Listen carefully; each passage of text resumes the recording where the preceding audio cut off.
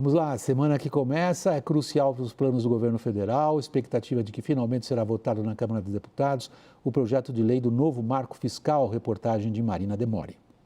O relator do projeto, Cláudio Cajado, se reuniu nesta segunda-feira com o ministro da Fazenda, Fernando Haddad, para tratar de ajustes finais no texto. Segundo o deputado, as mudanças serão apenas para deixar mais claro o teor da regra, sem alterar o conteúdo do projeto. Não temos o intuito aqui de modificar o que foi apresentado no substitutivo, mas deixar mais claro certas dúvidas que inclusive foram levantadas aí de forma, a nosso ver, equivocada, criando um ruído desnecessário. Apesar dos apelos do relator para que o texto da nova regra fiscal não recebesse destaques ou emendas, já foram apresentadas pelo menos 40 propostas para modificar o teor da matéria. O relatório de Cajado endureceu o projeto elaborado pela Fazenda ao incluir sanções caso não seja cumprida a meta fiscal estipulada. Agora, diz ele, qualquer alteração só será acatada mediante amplo acordo das lideranças partidárias. Um dos pontos de maior divergência é com relação ao Fundo de Manutenção e Desenvolvimento da Educação Básica, o Fundeb. Deputados da base aliada pedem a retirada do fundo do limite de gastos imposto pela regra. O relator argumenta que é mais viável manter as medidas dentro da meta fiscal, com possibilidade de correção pela inflação. A questão do Fundeb tem um equívoco também, porque a partir do momento que você está dentro da base e como é uma despesa obrigatória, não existe nenhuma possibilidade do Fundeb ter prejuízo. Pelo contrário, nós criamos uma excepcionalidade para os 2% que se acresce a cada ano para não competir com as demais despesas que estão dentro da base. Haddad também esteve com o presidente da Câmara, Arthur Lira, e disse que o deputado está confiante para a votação da regra nesta semana. A expectativa do governo federal é de que Lira coloque o projeto na pauta entre terça e quarta-feira. Já o presidente do Senado, Rodrigo Pacheco, disse que a casa está pronta para avaliar e aprovar o projeto. Assim que chegar da Câmara dos Deputados no Senado Federal, nós vamos cuidar de ter a maior rapidez possível para entregar, obviamente, nesse primeiro semestre ainda, o arcabouço fiscal decidido pelo Congresso Nacional. Garantir uma ampla vitória na votação do marco fiscal é a prioridade no governo. Na semana passada, a urgência do projeto foi aprovada na Câmara com 367 votos a favor e 102 contra. A expectativa é que uma aprovação com larga margem melhore o relacionamento do Planalto com o Legislativo. Daniel, eu sempre tento me colocar na situação de quem nos acompanha. O pessoal está falando assim, bom, ok, legal, vocês mostraram tudo isso, todos os bastidores do Brasil, agora o que é que fica realmente e o que, que não fica, Daniel? Então, William, o que a gente tem é o seguinte, o projeto deve ser votado, a aposta do governo é que deva ser votado muito provavelmente na quarta-feira, não amanhã. Existe um empenho do presidente da Câmara, Arthur Lira, e não existe uma resistência muito grande dos partidos de oposição ao governo. Claro que você tem ali algumas tentativas de mudança por parte do PL, tem 40 emendas já propostas, tem algumas tentativas também dos partidos mais de esquerda, do PSOL. Por exemplo, uma tentativa de mudança é ali retirar a regra que trava concursos e salário mínimo, especialmente concursos, né, em caso de não atingimento da meta de resultado primário. O pessoal quer tirar isso. Arthur Lira está confiante em uma aprovação com mais de 300 votos. Isso é fácil. O texto exatamente que vai sair pode ter alguma alteração dependendo do que for colocado como destaque. É uma palavra meio chata, que aparentemente só interessa aos repórteres de política, mas é importante ver como vai ser essa votação. Os partidos ali que têm alguma divergência vão pedir uma supressão do texto. Por que isso é uma estratégia importante? Porque ao pedir uma supressão de determinado trecho do texto, o governo vai ter que construir caso a caso ali, destaque por destaque na votação do texto principal, uma maioria de 257 votos. E aí é que pode ter alguma diferença entre o que quer agora e o que pode sair efetivamente. Mas vai passar mais de acordo com o que quer o governo do que com o que gostaria a oposição. Raquel, a pergunta no fundo é muito simples. O que você considera que está dentro? Em termos de travas, por exemplo, em termos de excepcionalidades. William, posso te responder com uma questão mais de fundo? Claro. Porque é o seguinte, tem essa visão que está clara quando a gente olha as emendas. São 40 emendas, mais da metade delas restritivas, de que o Congresso Nacional está querendo restringir ainda mais as regras. E aí tem essa discussão, Fundeb vai ficar dentro ou fora, salário mínimo dentro ou fora.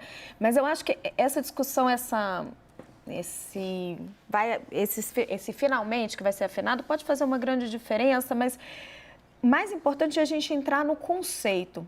Porque o que está acontecendo? A despeito do que se chama de um esforço do Congresso Nacional e do ministro Fernando Haddad ter conseguido dar alguma previsibilidade para o gasto, diferente do que a gente imaginava de um governo do PT, na prática, o que a gente vai ter depois dessa regra fiscal são 3 anos com um limite para gastar bem elástico. Que já começa alto, não é bom dizer? Então, mas é disso que eu estou falando. A gente teve PEC da transição, com mais de 100 bilhões para gastar. Deixa eu até pegar aqui, porque eu estava conferindo isso com uma fonte. Depois a gente tem, isso foi 2023, certo? Aí nós temos em 2024, em que não vale a regra geral do arcabouço, estão discutindo isso, tem emenda para tirar, mas não deve mudar muito, estão falando só em ajuste de redação, em que já vai valer um crescimento de despesa de 2,5% de saída, já é teto. E para 2025 ainda tem uma polêmica sobre reajuste de inflação, que você tem receita... Considerando 12 meses ou não, 6 meses. Exatamente. Então, assim, na prática, o que a gente tem saindo do arcabouço, e aí vamos colocar os méritos na mesa, temos uma regra fiscal, mas a gente está tendo um waiver de praticamente 3 anos dos 4 do governo Lula com mais gasto. Caio, é a sua vez de dar uma clareza ao público sobre o que, afinal, se pode esperar.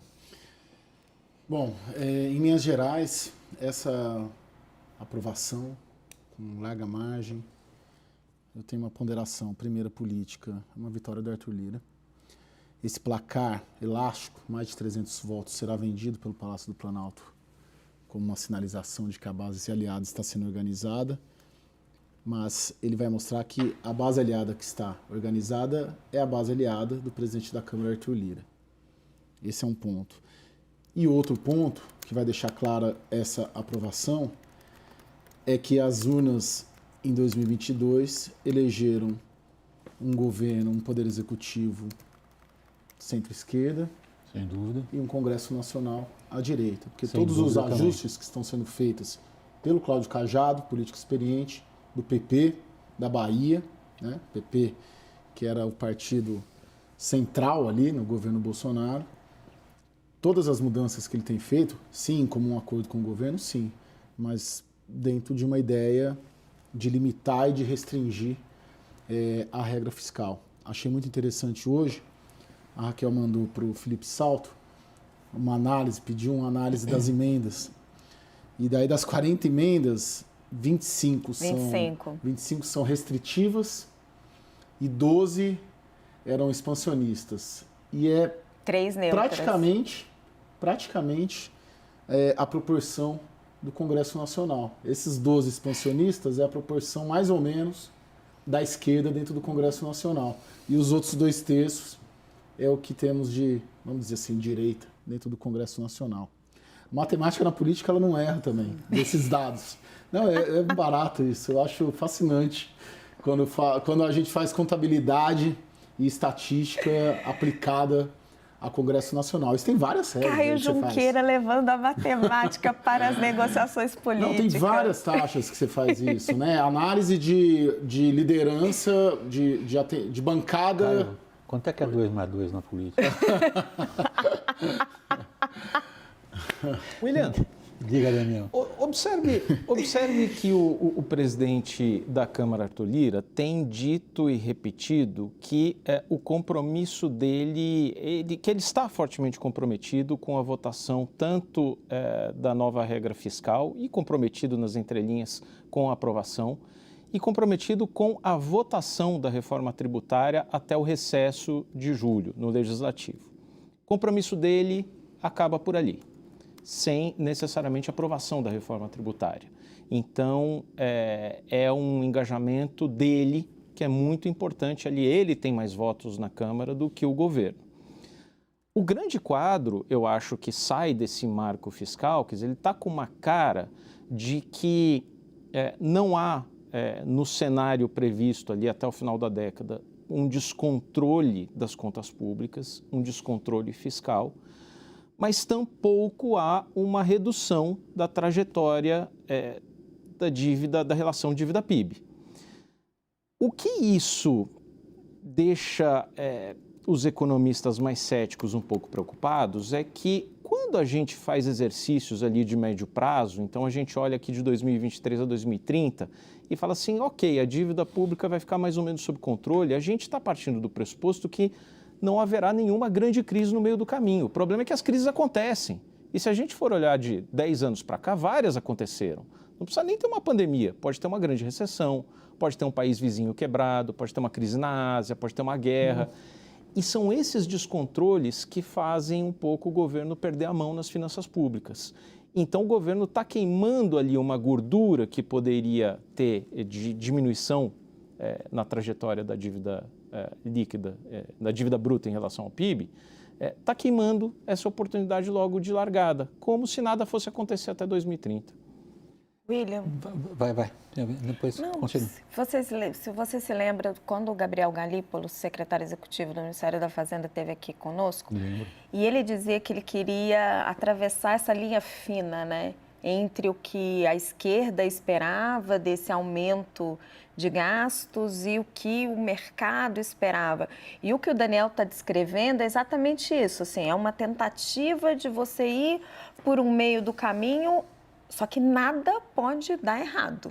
Não pode sair nada da trajetória, da perspectiva. Se tiver uma crisezinha, deu problema. O que ele está chamando a atenção, Daniel, também, eu acho o seguinte, a política é o campo do imponderável e do imprevisível. Então, o que se prevê é que, dadas as condições de pressão e temperatura, como o Delfim Neto gostava de dizer, que eu sou daquele tempo, as coisas caminharão mais ou menos como o governo espera. E como é que o governo espera que as coisas caminhem? Que ele tenha uma arrecadação capaz de sustentar esse crescimento de gastos. É isso que boa parte dos economistas duvidam. Agora vem a questão. O clima que a gente vê no Legislativo, como você estava assinalando, Caio, é de uma aprovação fácil. Como o Daniel e a Raquel estavam destacando também, dá a sensação, queria saber qual é a tua, que, olha, prever exatamente como é que esse treco vai funcionar, não sabemos. Mas vamos passar por isso, porque tem a reforma tributária aí pela frente? William, na sexta-feira eu tive com uma liderança petista aqui, influente, e me falou muito que tem conversado muito com a equipe econômica e orientado com o Fernando Haddad, com o Gabriel Galípolo, sobre a importância dessa virada. Por quê? Porque a agenda no segundo semestre, ok, tem a agenda legislativa, reforma tributária, mas será atração de investimentos. Tentar, com um marco ou regra fiscal, arcabouço fiscal aprovado, vender o país e rodar o mundo e tentar trazer dinheiro para o país. E ele me dizia também que o Haddad sairá empoderado, que o Haddad consegue atravessar esses 6 meses. Eu estou dizendo isso justamente porque... Estes agora. Esse começo de governo, tendo vencido as batalhas, principalmente com a Glaze. O Glaze refluiu. O partido inteiro, majoritariamente, está com Haddad. Haja vista a forma como o Zeca Dirceu, que é o líder da bancada, está tratando a questão. Ninguém do PT vai apresentar emenda. Então, acho que tem essa questão da virada, o governo trata como uma virada, principalmente a equipe econômica e o próprio Partido dos Trabalhadores também. Eles estavam dizendo, a Glaze foi obrigada a recuar, o Lindbergh, né, que é marido e fazia críticas, foi punido, né? Todas as sinalizações do partido de punir. Então, tem uma questão política muito importante para fins de governo, para fins de equipe econômica, para fins do, vamos dizer, candidato a sucessor do Lula, que é o Haddad, conseguir fazer essa travessia e virar um pouco a agenda do Ministério da Fazenda no segundo semestre. Posto isto, para você, Daniel, e para você, Raquel, tem uma pergunta a ser respondida com certa brevidade, porque a gente tem que ir para o break. É factível uma reforma tributária ainda antes do recesso? Eu não acredito, William. Daniel? A também Raquel acho não que não. acredita, não sei se você ouviu a resposta dela, ela não Se acredita. a gente for pegar o cronograma imaginado lá atrás, era de apresentação do relatório do grupo de trabalho da reforma tributária na semana passada. Esse cronograma já escorregou, já ficou para trás. Também não vejo essa chance. Nem as medidas provisórias eles estão conseguindo aprovar, fechar, correndo... se Espera um pouquinho, Raquel. Nem as medidas provisórias que eles estão correndo risco de derrota, a gente vai falar disso, né, William? Não, quanto mais a reforma A gente tributária. combinou que você ia deixar isso por Agora você tem que falar com o recesso, Tá né? bom, Porque então- em dezembro tem recesso. E talvez, Não, estou falando talvez de julho, calma, Sim, recesso por sim. recesso. Então, só amarrando, William, se tiver uma reforma tributária e conseguir unificar o ICMS no Brasil até o final do ano, é uma vitória e tanto. Não, sem dúvida, a pergunta essa é factível.